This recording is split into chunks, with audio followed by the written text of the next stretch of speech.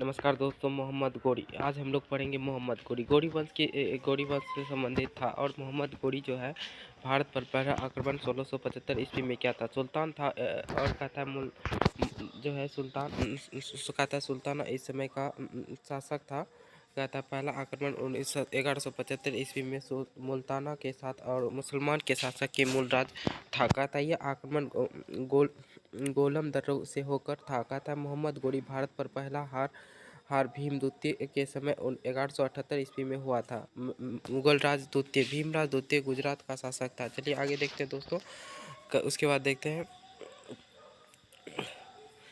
उसके बाद कहता है पृथ्वीराज चौहान लगभग 1178 ईस्वी में कुछ समय के लिए पृथ्वीराज तृतीय काफ़ी शक्तिशाली हो गया था तथा छोटा राज्य के भिंड भटिंडा के लिए पृथ्वीराज तृतीय मोहम्मद गोरी के बीच युद्ध हुआ। तैरान का प्रथम युद्ध 1951 ईस्वी में पृथ्वीराज तृतीय के वर्सेस गौरी के साथ हुआ था। उसके बाद तैरान का द्वितीय युद्ध जो है 1192 ईस्वी में पृथ्वीराज चौहान तथा तृतीय वर्सेस गौरी के साथ हुआ था। सरस्वती नदी के किनारे पृथ्वीराज चौहान की बंदी बना लिया गया और बाद में मृत्यु दंड दिया गया। शाहनामा के लेखक फिरोज जोशी थे और कहता है गौरी लूट से इसमें 1194 ईस्वी में कन्नौज के राजा जयचंद से युद्ध किया। कहता है इस युद्ध में चंदवार का युद्ध कहा जाता है। चंदवार का युद्ध 1194 ईस्वी में मोहम्मद गोरी और जयचंद के बीच हुआ, लेकिन मोहम्मद गोरी इसमें क्या हो गए, विजय हो गए। तैराइन का दूसरे युद्ध में भारत का पहला मुस्लिम आक्रमण भारत में मुस्लिम सत्ता का स्थापित हो गया। इस तरह से दूसरा युद्ध के बाद भारत में मुस्लिम सत्ता का स्थापना हो गया। उसके बाद गौरी 1206 ईस्वी में भारत पर सत्ता अपने गुलाम कुतुबुद्दीन ऐबक को देकर अपने शहर लौट गया। 1206 ईस्वी में गौरी की हत्या हो गई और गौरी के सेनापति बख्तियार खिलजी था और कहता है बख्तियार खिलजी ने बिहार, बंगाल, उड़ीसा को जीत लिया। बिहार और बंगाल को जीत लिया और बख्तियार खिलजी ने लक्ष्मण सेन को हराकर बंगाल को जीत लिया। आगे देखते हैं तैराइन का प्रथम युद्ध पृथ्वीराज चौहान के सेनापति सकंद था। गौरी का वास्तविक नाम सोहाबुद्दीन मोहम्मद गौरी था। मोहम्मद गौरी भारत पर 5 बार आक्रमण किया था। गौरी ने दूसरे बार आक्रमण 1178 ईस्वी में किया था और माउंट आबू पर किया था। इस समय वहाँ के शासक भीम द्वितीय था और कहता है गौरी अपने सिक्के में माँ लक्ष्मी की आकृति कराई थी। कहता है गुलाम वंश दिल्ली के संस्थापक। कहता है 1206 ईस्वी में 1556। कहता है इसे गुलाम वंश भी कहते हैं।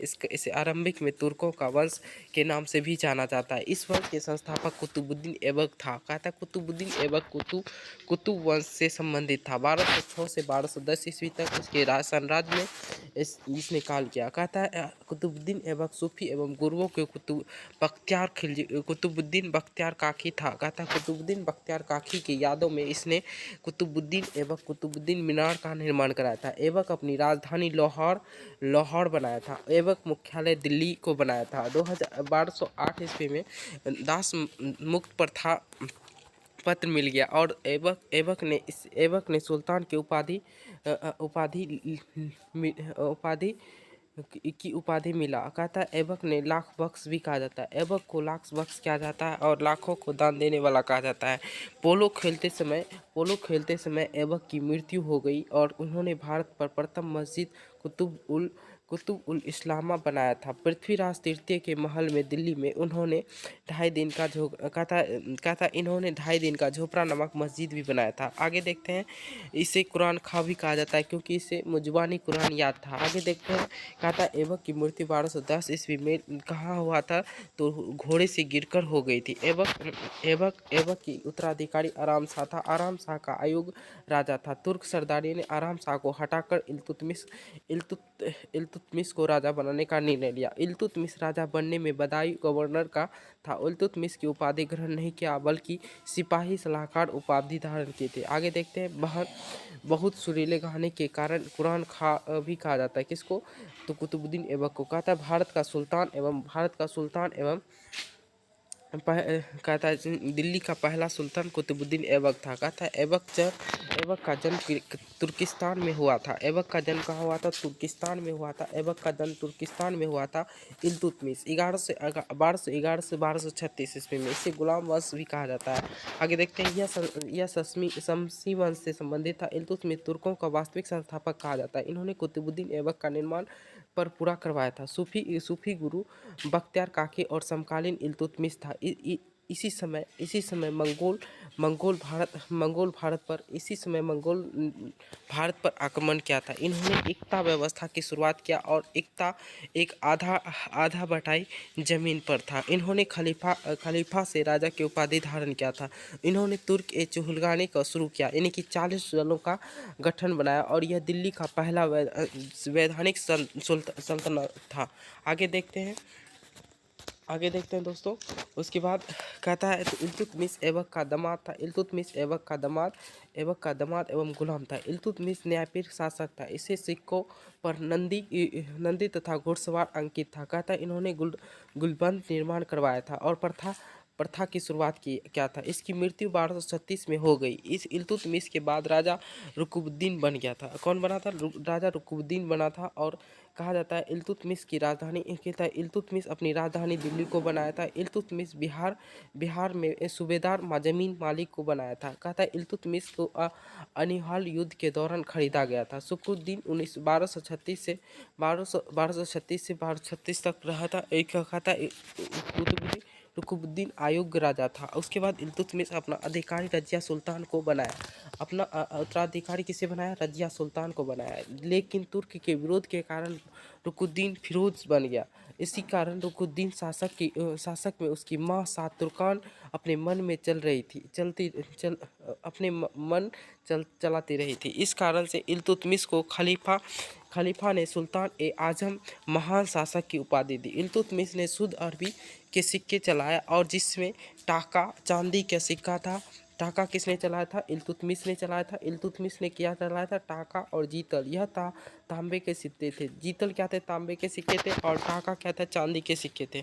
कहता है रजिया सुल्तान 1236 से 1240 तक इसने अपने शासनकाल चलाया। 1236 में रजिया सुल्तान भारत की पहली महिला शासिका मुस्लिम शासिका बनी थी। इन्होंने नकाब को हटाकर पुरुष की तरह शासन किया और इन्होंने पर्दा प्रथा को त्याग दिया। और कहा था लाहौर को सर हिंद की विद्रोह में भरक कर रजिया सुल्तान और युद्ध के सेना के साथ चली गई।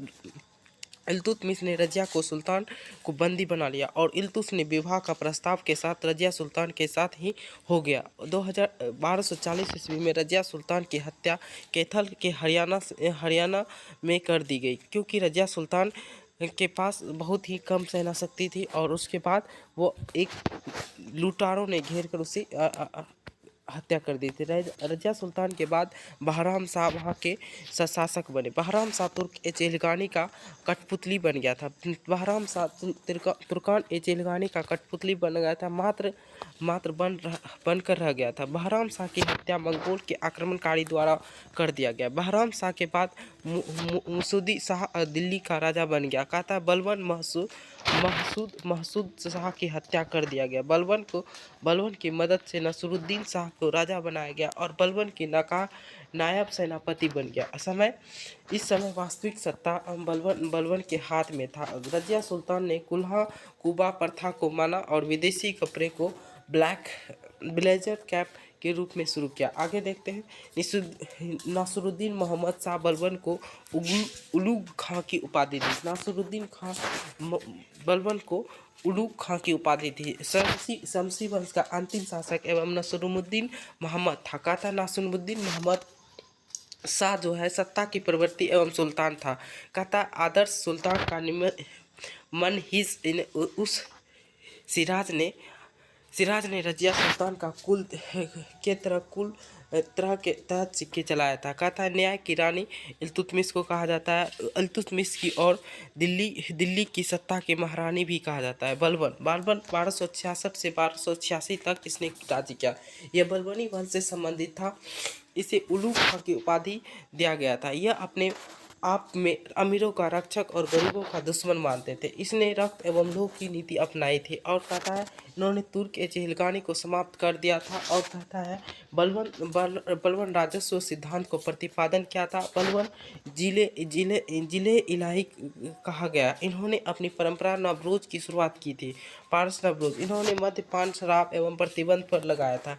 जिले इलाही ईश्वर का प्रतिबिंब माना जाता है। इन्हें ईरानी परंपरा के शिजाज राजा के हाथ चूमना तथा पाबोस पेट के बल पर लेटकर उसकी शुरुआत की थी। कहता नमस्कार करने की शुरुआत की थी। इन्होंने सैन्य विभाग के लिए दीवान ए अर्ज की स्थापना की थी। बलबन ने स्वयं का खलीफा कहा था। बलबन की मृत्यु 1286 ईस्वी में हो गया। कहता है इस वंश का अंतिम शासक शमसुद्दीन केमूस था। इस वंश का अंतिम संस्थापक शमसुद्दीन केमूस था।